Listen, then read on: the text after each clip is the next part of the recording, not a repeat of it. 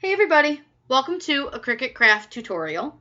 Today we are going to learn how to make exploding boxes. These are super fun, you can be as creative as you want, and they're great for all occasions or just for fun. So the first thing that you want to do is start with a shape, and we're going to start with a square. And I'm not going to resize mine quite yet. I'm actually going to keep it this small for now. So we're going to need to make 4 more squares. So all I'm going to do is click duplicate 4 times, and it's going to give me 4 of the exact same square. Now I need to move these out of my way so that I can see my middle square. And what we need to do is take these side squares here and line them up with each side of our other square. So this is going to be our center square, and then these will be all the squares that go on the side. This is sometimes just a matter of kind of playing with it and just moving it around a little bit. This is not an exact science. You just have to kind of move them and play with them and try to get them as exact as you can. You can buy templates for these, but I don't like to waste my money doing that. So I just kind of make it myself. And it's more fun that way if you make it yourself and you can say you made it yourself. So we're just going to go ahead and go around, and you want to make sure you get just a little bit of overlap on your squares, because if you don't, you're going to end up with a box that won't actually close. And when you weld, now see, I'm going to show you guys something. See how close I have it to the top and it keeps moving my square down? I need to move the other 3 squares down a bit, so I'm just going to draw a square around all of them, scoot them down, so I can place this square properly. If you have stuff too close to the top of the mat, it'll automatically push it down a little bit, and we don't want that, especially on this project, because we want these as kind of even on the squares as we can get them. So once we have this kind of cross shape, you're going to do that where you draw the square around it, which is just holding your left mouse button and dragging, and I drew a square around it, and all I'm going to do is click weld. The reason I do that is because it's going to make it all one piece, but I clearly didn't have this bottom quite close enough, so when I go to make it, and I'll show you, it's going to have a cut line right there, and we don't want that, so let's go ahead and cancel this really quick. I just wanted to show you guys the cut line. You can fix that super easy. All you have to do is go into your shapes, just open another square, and just place that square, line it up so that it matches up with the edges, and then you're just going to weld again. It's a little off, so let's move that over, try to get that kind of even. And then all I'm going to do is make sure I select the new square and the cross shape, and I'm just going to weld it again, and you'll see that line goes away. Sometimes if you just don't have stuff close enough, you'll end up with that line. So what we're going to do is we're going to figure out how big we want to make our box. And I'm going to zoom out a bit so you guys can see this better. I want to make my box as big as I can for my sheet of paper. So we know that we can go 11.5 big. So we're just going to want to make sure that we have it that'll fit those parameters. Now this isn't a perfect square, so it's a little off, but it won't matter when you go to fold it. Next thing we want to do is I'm going to make the shape for our lid. So all you're going to do is just do another square, and it's going to open it up. And all we want to do is kind of line it up, and I'm going to change the color of the cross so that we can see the square on top of it better. Because what you want to do is line it up with the center so that it covers the whole center of your square. And note what size that is. So we know that it's 3.792. What you want to do is come over here, and you're going to make it exactly 1 inch bigger. So you're going to go 4.792, hit enter, and that's going to make it an inch bigger than the center, and that'll give us enough room to fold our edges over. So we just move that to the side. We don't need that right now. But now we need to make the inserts for your box. So what we're going to do is just go ahead and duplicate this 3 times. Or twice, I'm sorry, twice. But you can duplicate this as many times as you want, depending on how many insert parts you want. So I'm going to change the color just so we can see it better. And you're going to make this just a bit smaller than the bottom one. And you want to make it small enough that it's obvious that it's smaller, but you don't want to go so small that you couldn't fit more in it. It doesn't have to be lined up exactly. This is just for visionary so you can see what it looks like. And I'm just going to change the color in this. These colors don't matter. I just change them to like really vibrant colors so that I can see the contrast and see the difference in size. So as you can see, we have 1, 2, 3 layers. Now you can cut out squares if you want to glue like different colored squares inside of here, make like framed art, and you would just do that same thing where you just open up a square and you just fit it inside of your shape. So if I wanted to make a little like square of paper like that and I wanted to put it on each, I'm just going to go ahead and duplicate that 4 times. So there's one for each of these green sides. I'm going to go ahead and make these squares a different color. I'll just cut them out for you guys so you guys can just kind of get an idea of how to assemble this. It's honestly, it's really, really easy. It is not, this does not take rocket science to make these. It's super fun, really, really fun. So we can add score lines if we want. You don't have to. And actually, I probably should have done that before we made these ones. So let's go ahead and go back. Let's just delete these smaller ones that we made because we don't need them right now because we can always duplicate with the score lines on it. If you don't know how to make a score line, it's in the shapes. So click shapes, and right here it says score line. So all I want to do is I'm going to line up my score line on this edge here so that it cuts across. Now the only thing I don't like about these score lines is with the little tools that they give you, you can't quite see where you're lining it up, which makes it a little more difficult sometimes. So I'm just going to duplicate that line 3 times, again, so that I don't have to constantly remeasure where my line is going and like how long I want it. Now these ones you're going to have to turn because they're going to go on this axis. So they're going to go over here. And again, you're just going to line them up so that they match up with your corners. And this will be where you're going to fold your, oops, that one is a little off. This is going to be where you're going to fold your box. So just pull that across, make sure it all fits. You're going to have the whole thing selected. So you want to make sure that you select you want to select all 4 of your score lines as well as your cross. So we'll just draw that box again, make sure you get all the score lines. And you're going to hit attach, because that's going to make sure those score lines stay where you want them. Now we can duplicate this and it'll have the score lines on each sheet, which will make this a whole lot easier. So we'll just go back. It's no big deal. I screw up all the time. So we'll just go back again, change your colors. Doesn't matter what color you choose. It's just so it'll cut it in a different color. And just line it up with however big you want to make it. And you guys can, this is sort of a personal preference. You guys can make them as big or as little as you want. You can add more materials down on the edges if you want to. It's all just a matter of what you want your box to look like. For me, I just don't mind the little bit of extra at the top. So I'm just going to kind of, I just line these up just so I can kind of see that they fit. And all I want to do with this is I'm going to move it forward so that I can just make sure that that box is going to sit in my space. So I'm just going to actually move it to front. I thought moving it to forward would work. But yep, those boxes still fit in our space. We didn't change the size of the base, so we don't have to worry about our lid. So we're pretty much ready to cut. Now you guys can add embellishments. Oh, I'm so sorry, I dropped something. You guys can add embellishments and things and have it cut at the same time if you want to. I'm just going to make this one kind of simple, easy to show you guys where to start, and then you guys get creative as you want. So let's go ahead and get ready to cut this, and I'll show you guys it cutting and scoring because that's a really fun tool that a lot of people kind of forget that we have with the Cricut is the score tool, and there's a lot you can do with it. So let's go ahead and get ready to make it. I want to make sure you guys know how to load your score tool. So this is your scoring tool. You can see it's got a metal tip to it. I don't know how well it's going to focus on that. So all you do is just like when you load your pen, open your clamp for A, and you're going to slide your score tool in, and you're just going to push it down until it clicks, and then close it. It's really simple, super easy, and don't forget the software on Design Space will remind you to do it. So I want to show you guys on Design Space, so we're going to go ahead and click Continue, and it's going to tell me to set my material. I have it purposely on vinyl right now because I want to show you, if you watch right here where it says material set to vinyl, I'm just going to turn my dial and you see how it changes. So my cardstock's a little bit thick, so I'm just going to do, whoops, I meant to do light cardstock plus. So I'm going to do light cardstock plus.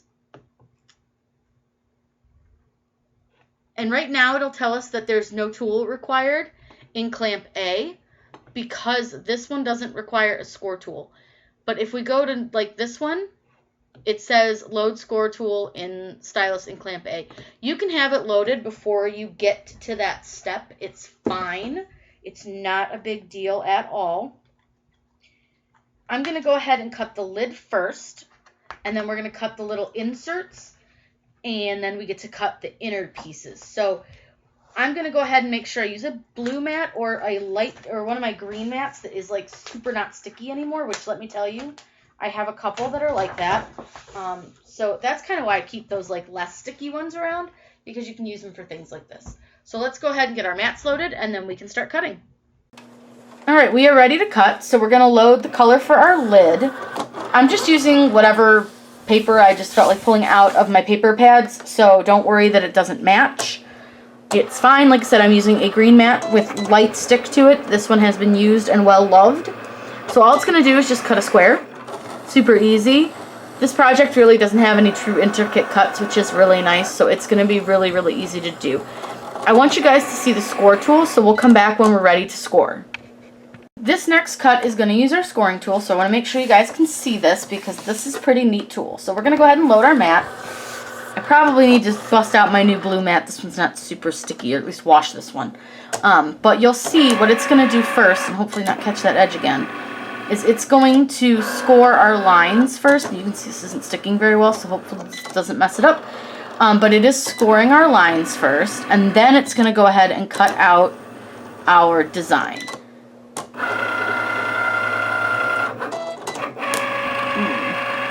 I don't like when it sticks. It makes me nervous. So this is a really big one. It's going to take pretty much the whole sheet of paper, which is great because it's going to be a pretty decent sized box. But you'll see it's just going to cut that cross pattern out. And it's going to do this for each color.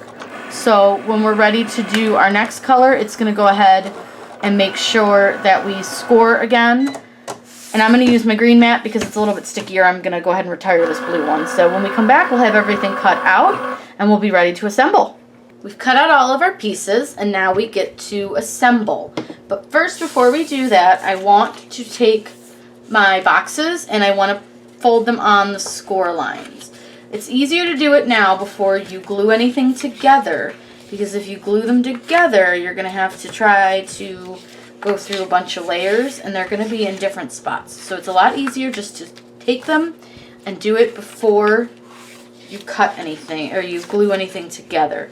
I will say I did forget to change my setting between this really thin paper, which this stuff's super thin, and my thicker paper, so this one's kind of cut a little bit terrible, but it's okay, no big deal. We all do it, so we're just going to go ahead and make sure we fold all of these. The score lines just make this so much easier. You can see how quickly I can fold these and just have them ready and already ready to be flat. So this is our centerpiece. The pink is the outer. I know these colors are absolutely hideous together. I am absolutely aware of that. But it's what I had on hand, so it's what we're using. So now, all I'm going to do is use like a regular Elmer's glue stick. This is Craft Bond type, so it's a little bit, I don't know, stickier, I guess, than some of the other types and like your kids' craft stuff. But it works. You can use pretty much any kind of glue you want. You could use your kids' craft glue or your kids' glue stick from kindergarten. It would work. This just is craft glue and it's what I had on hand.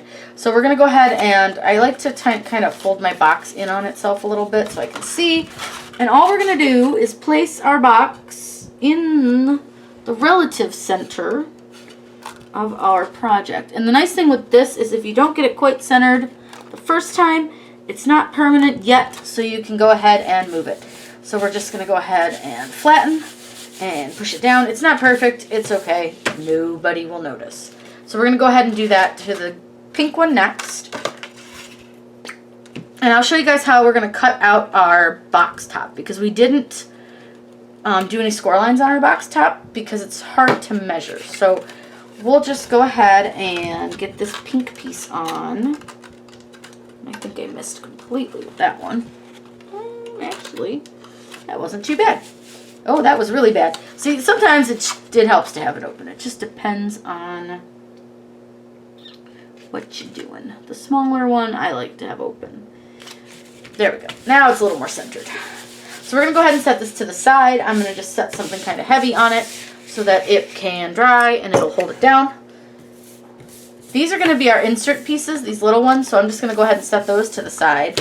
Now we need a ruler and a pair of scissors, and I'm going to reuse our score tool. So I got to get that back out of the machine. Hold on one second, guys. I'm just going to scooch it to the side real quick.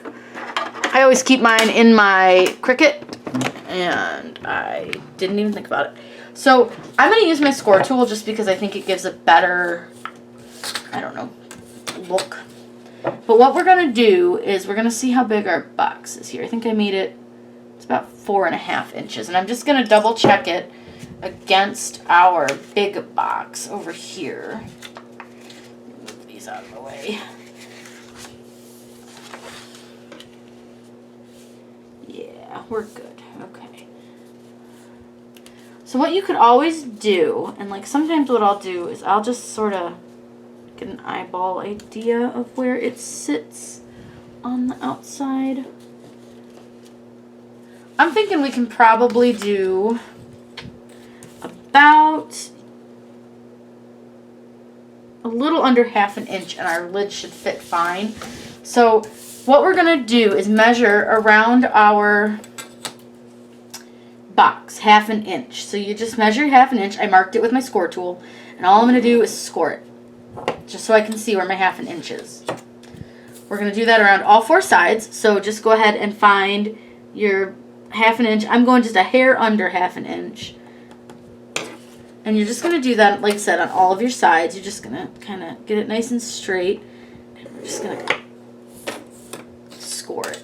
I find scoring works a little bit better because you're not marking on it, so you don't have to worry about like leaving any kind of dirt or trying to erase a pencil mark. This way you just have these little lines, and you're going to need to fold it anyways, so the score lines are really going to come in handy. I don't know why I'm trying to measure it like that. That doesn't work. Measuring backwards is not going to work, people. So once we've had it scored, oops, and I missed that one just a little bit, but that's okay. I'm going to show you guys where we're going to cut. Just make sure that one's straight. It wasn't fully straight, but that's okay. It was straight enough.